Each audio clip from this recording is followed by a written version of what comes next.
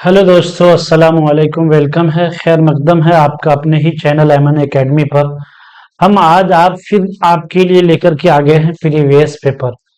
तो मैं इस शेर के साथ आज का ये क्लास शुरू करना चाहता हूं। मैंने तुम्हें आवाज दी है बड़े नाज के साथ, किससे? बड़े नाज के साथ। तुम भी आवाज मिला दो मेरी आवाज के साथ। हम प्रीवियस पेपर लगातार आपके लिए लेकर के आ रहे हैं। अगर आप में से कोई नहीं देखे हैं सीटेड प्रीवियस पेपर, तो अगर चैनल पे नए हैं तो सब्सक्राइब कीजिए, बेल आइकन को दबा दीजिए, ताकि जो भी प्रीवियस पेपर मैं अपलोड करूं वो आप तक आसानी से पहुंच जाए।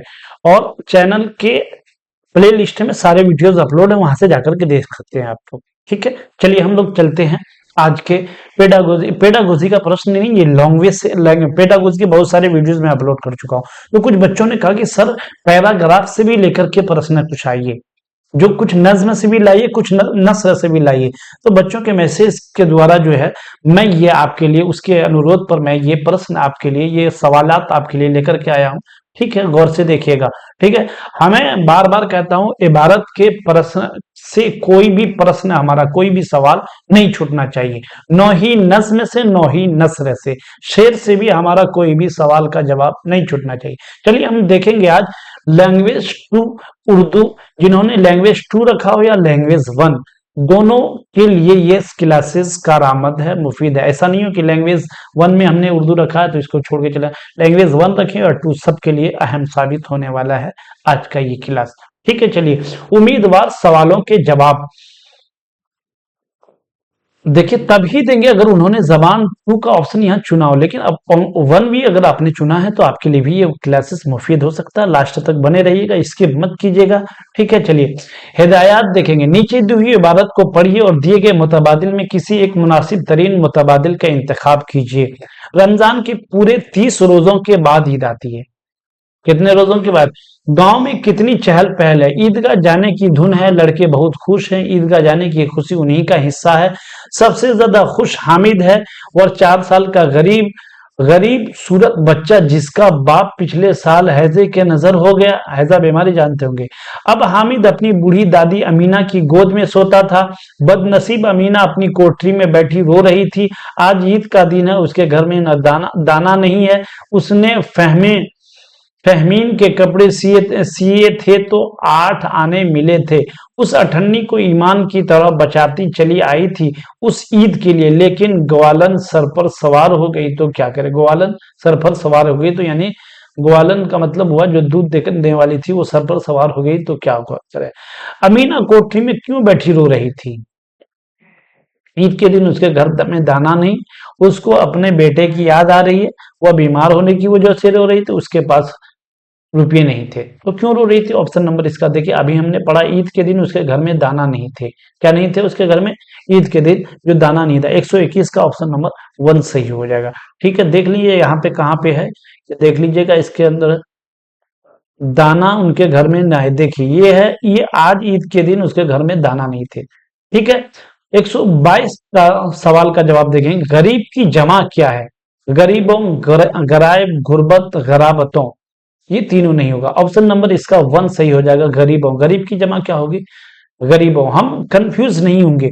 हम बार बार कहते हैं आपको, आपके इबारत से एक भी सवाल का जवाब गलत नहीं होना चाहिए। आप अगर इबारत पढ़ने में आपको 2 मिनट लगता है तो आप 5 मिनट लगाइए। 5 मिनट लगा करके 2 मिनट में सारे सवाल का जवाब आप दे दीजिए। लेकिन आप किसी एक को भी छोड़कर चले आए तो आपका यही एक नंबर आपके लिए हानिकारक बन सकता है। इसलिए जो है, आप कभी भी नस्र हो या नज्म हो, दोनों से एक भी प्रश्न, हमारा एक भी सवाल नहीं छूटना चाहिए।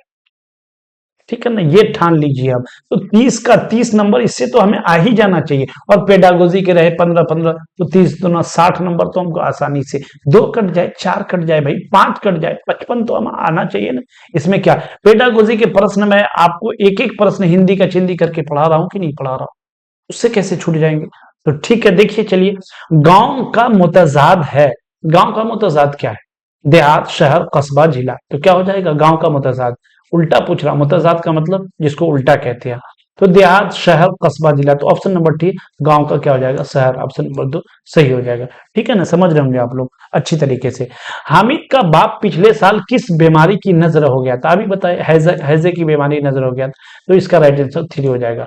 चलिए 125 देखेंगे, अमीना ईद के लिए अठन्नी को किस तरह बचाती चली आई थी, कीमती चीज की तरह, किसी जेवर की तरह, किसी बेशकीमती सामान की तरह, ईमान की तरह। तो ये सारी चीजें हमको लग रहा है कि ठीक है इस तरह बचाती हूँ, लेकिन जो हमारे इबारत में लिखा है हमें उसी पर, तो यहाँ क्या लिखा है, ईमान की तरह बचाती हुई आ रही थी। किसकी तरह बचाती हुई आ रही थी, ईमान की तरह। कहां पे लिखा हुआ देखिएगा, उस अठन्नी मिले थे, उस अठन्नी को ईमान की तरफ बचाती चली आई थी। कौन, अमीना। कौन चली आई थी बचाते, अमीना। तो ठीक है, तो वहां रहेगा क्या हो जाएगा, ईमान की तरफ। ऑप्शन नंबर क्या हो जाएगा मेरे दोस्तों, ईमान की तरफ बचाती चली आ रही थी। ऑप्शन नंबर 4 इसका 125 का सही जवाब हो जाएगा।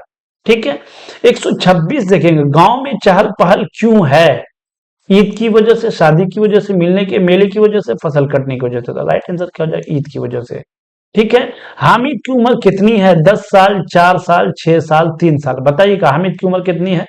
127 का सही जवाब देखिए, यहां पे दिया था हामिद की उम्र 4 साल है। कितनी है, हामिद की उम्र 4 साल है। देखिएगा इसमें हमको पता ना कि आप जो है कभी भी प्रश्न को ऐसा पढ़िए कि जैसे भी उसका नजर पड़े हमको जवाब मिल जाना चाहिए। हामिद की उम्र कितने साल है, 4 साल है। तो राइट आंसर ऑप्शन नंबर 2 सही जवाब है।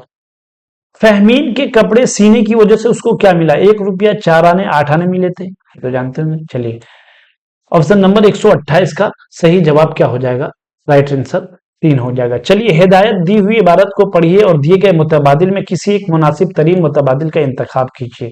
ठीक है, ये आपको कहां से आ गया, इस इबारत को पढ़ना है और उसी से इसका जो है इंतखाब करना है।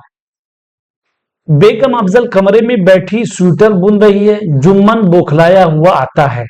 जुम्मन, मालकिन, मालकिन, जुम्मन बौखलाया होता, जुम्मन, मालकिन, मालकिन। बेगम क्या बात है जुम्मन, चिल्ला क्यों रहे हो। जुम्मन नए जूतों का डब्बा दिखाते हुए, ये नए जूते, आपने कहा था कि साहब सुबह नए जूते पहनकर दफ्तर जाएंगे, मगर वो शायद भूल गए और पुराने ही जूते पहनकर चले गए। कर छूट गया है, पहनकर चले गए। बेगम तुमने उन्हें बताया नहीं कि नए जूते आंगन में रखे हैं। जुम्मन मैं बताना भूल गया था, मगर जूते तो यानी आंगन। बेगम नाराज होकर बातें मत बनाओ भुलक्कड़ कहीं के। सितारा मालकिन आप परेशान न हो, जुम्मन सामान लेकर जाएगा तो जूते भी लेता जाएगा। ठीक है, ये आपको ये इबारत पढ़ लिए, इसी से इसके प्रश्न हमको, इसी से इस प्रश्न के उत्तर हमको, इसी इबारत के सवाल के जवाब हमको इसी से देने हैं। ठीक है, देखेंगे हम 129, सवाल नंबर 129 है, क्वेश्चन नंबर 129। बेगम अफजल कमरे में क्या कर रही थी, बेगम अफजल कमरे में क्या कर रही थी, नावल पढ़ रही थी, स्वेटर बुन रही थी, तरकारी काट रही थी, कपड़े सी, अभी आपने पढ़ा क्या, स्वेटर बुन रही थी। चलिए फिर देखेंगे आगे 130 का सवाल नंबर 130 का जवाब देखें, कमरे की जमा क्या है, कमरे की जमा है यानी कमरों, कमरातें, कमेरों, कमाए। तो राइट आंसर क्या हो जाएगा, कमरों। कमरे की जमा क्या है, कमरों। सितारा ने मालकिन को क्या मशवरा दिया, जुम्मन सामान लेकर जाएगा तो जूता भी लेता जाएगा, राइट आंसर हो जाएगा ये भी। चलिए साहब कौन से जूते पहनकर दफ्तर चले गए, फटे हुए जूते पहनकर, लाल रंग के पुराने जूते पहनकर। तो ऑप्शन ये सब नहीं होगा, ऑप्शन नंबर 3 सही जवाब हो जाएगा, पुराने जूते पहनकर चले गए। चलिए बेगम नाराज होकर जुम्मन से क्या कहा, बातें मत बनाओ भुलक्कड़ के, तो इसका राइट आंसर ऑप्शन नंबर 1 सही हो जाएगा। ठीक है, 134 का देखेंगे, जुम्मन ने बेगम को किस बारे में बताया, नए जूते के बारे में, मेहमानों के बारे में, डाकिए के बारे में, अखबार वाले के। इसका राइट आंसर जो है ऑप्शन नंबर 1 सही हो जाएगा, नए जूते के बारे में। ठीक है, चलिए पुराने का मुतजाद, मुतजाद बार बार बताया, मुतजाद किसको कहते हैं, उल्टा, जिसको अपोजिट कहते हैं इंग्लिश में, उसी को इसको में कहते हैं मुतजाद। तो पुराने का नए, बोसीदा, खस्ता, कदीम। तो क्या हो जाएगा, पुराने का जो है, अगर मुश्तक कभी पूछ ले कि आपको पुराने का जो है मुश्तक अल्फाज कौन सा हो जाएगा, तो आप क्या बताएंगे, तो पुराने का मुतजाद हो जाएगा आपको नए। जो पुराना का जो है आपको मुश्तक किससे हुआ, जो है पुराना से, पुराने मुश्तक है। ठीक है ना, चलिए देखेंगे 136 सवाल नंबर देखेंगे एक तो, कि दर्ज झेल में कौन सा तरीका जबान की आमोजिश की जरूरियात के तौर पर जबानी मस्क और जबान की रस्मी और उसूली इजरा पर, रस्मी और उसूली अज्जा पर उबूर की वकालत करता है। अज्जा किसको कहते हैं? जो जुज की जमा है उसको क्या कहते हैं? अज्जा पर। उबूर यानी उस पर जो है पार करने की वकालत करता है, उस पर हावी होने की वकालत करता है। तो देखिएगा इसका जो है आंसर क्या होगा? समी लिसानियत और जो है तरसीली जबान की तदरीस, कवायद के इतलाक का तरीका, कुल जिस्मानी रद्द अमल। तो इसी तरह के पेडागोजी प्रश्न आपको अगली वीडियो में मिलेगा मेरे दोस्तों। हम जो है प्रीवियस पेपर पेडागोजी के अपलोड भी कर चुके हैं और इसका जो है अगले वीडियो में लेकर आएंगे।